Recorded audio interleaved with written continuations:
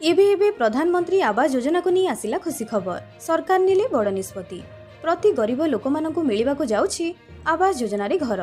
कौन रही संपूर्ण खबर पीएम आवास योजना को नहीं जानिबा पई वीडियोटी को शेष पर्यंत देखंतु। किंतु ता पूर्वरु निश्चित वीडियो को लाइक करि देबे। चैनल को प्रथम थर आसीथिले चैनल को सब्सक्राइब करी पाखरे थिबा बेल आइकन टिपी ऑल ले सिलेक्ट करबा को जमारू भूलिबे नाही। प्रधानमंत्री आवास योजना बा पीएमएवाई अधीन रे 3 कोटी ग्रामीण और सहरांचल गृह निर्माण पाई सहायता प्रदान करिवे सरकार। प्रधानमंत्री आवास योजना अधीन रे 3 कोटी ग्रामीण और सहरांचल गृह निर्माण पाई सहायता प्रदान करिवे केंद्र सरकार। केंद्र कैबिनेट एही प्रस्ताव को अनुमोदन करिछि।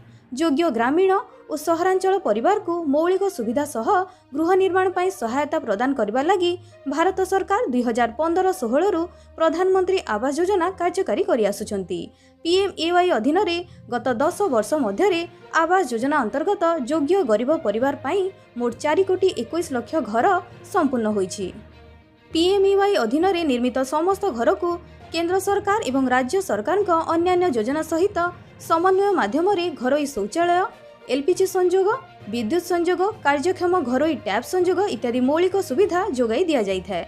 योग्य परिवार संख्या वृद्धि कारणरू सृष्टि होइतिबा गृह आवश्यकता पूरण करिबा पई 3 कोटी अतिरिक्त ग्रामीण और सहरांचल परिवार को घर निर्माण पई सहायता प्रदान करिबाकू कैबिनेट बैठक रे निष्पत्ति निया जाइछि।